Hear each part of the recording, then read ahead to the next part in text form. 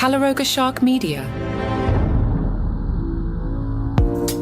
Do you like cows? Do you like milk? Well, good news, and I'm Johnny Mac with 5 good news stories. Farmers have invited a jazz band to play music for cows to get the cows to make more milk. The Dixie Beats, or a 6-piece combo. The owners of the cows read that jazz music can increase milk production by up to 4%, and they wanted to find out. So the Dixie Beats played a 30-minute set consisting of fast and slower jazz. Caitlin, the farmer, said the cows took a little warming up, but they seemed to really enjoy it. They all took turns coming to the front to see what was going on. Peggy, the cow, loved it. She stayed right at the fence for the entire performance. At first, the farm just played jazz on a speaker. Yeah, you think?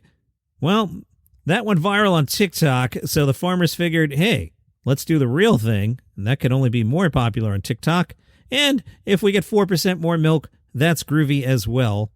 Meanwhile, in Spain, scientists were confused. There was a vulture nest. In the vulture nest, several straw sandals. What's even crazier is the sandals got there 6 centuries ago. Yeah. Apparently, 600 years ago, a vulture went from its hunting grounds into a sheltered cave and dropped off a sandal called an agobia. There it stayed until Antony the ecologist stumbled across it and found that many other human artifacts, some were 600 years old, some were newer, all in the abandoned nest.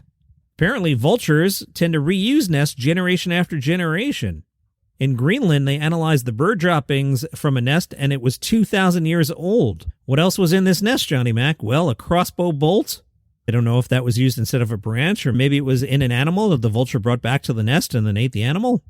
Now, because this was in a cave, it wasn't that eroded, which is part of the reason it lasted 600 years. That's just fascinating. A soccer fan who owns a pub turned the bar's garden into a mini stadium bedecked in Bernie FC. Justine loves soccer.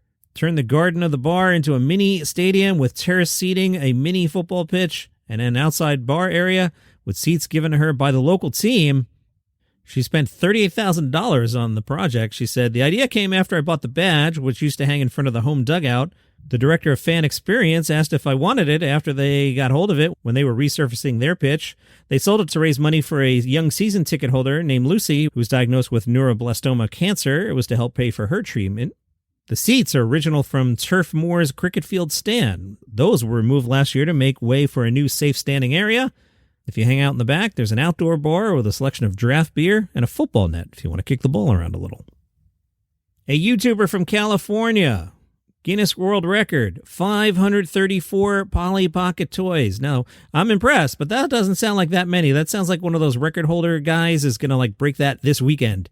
The YouTuber said she had gotten rid of her childhood Polly Pocket toys when she outgrew them, but 10 years later, nostalgia kicks in. I understand. Believe me, I've bought some Star Wars figures. I feel ya. She explains, I began collecting Polly Pockets at the end of 2019. I just turned 30 that year. I was feeling nostalgic, thinking about my childhood and all the fun toys I used to have. And one toy that was always in the back of my mind, Polly Pockets. Something about them just made me happy. I had Barbies, dollhouses, video games, but growing up, something about Polly Pocket is just so special. I think it's because she's tiny and lives in her own world, like I do. Her advice to her younger self, don't give your Polly Pockets away. All right, the record's 534 if you want to go for it and ruin her day. And good news out of Indiana. They have apprehended the loose pig that was terrorizing a public park. Oinking Acres Farm Rescue and Sanctuary said the pig had been on the loose in Holiday Park for several days. Multiple capture attempts had failed. They also threw the locals under the bus and were like, hey, you locals, you keep feeding the pig. Well, the 30-pound pig was captured by a team of rescuers. The pig will be quarantined, vaccinated, and neutered. And then they'll figure out what to do with the pig. Where did the pig come from? How did it get to the park? Nobody knows. If you know, let them know. And those are your 5 good news stories for today. You have an awesome day.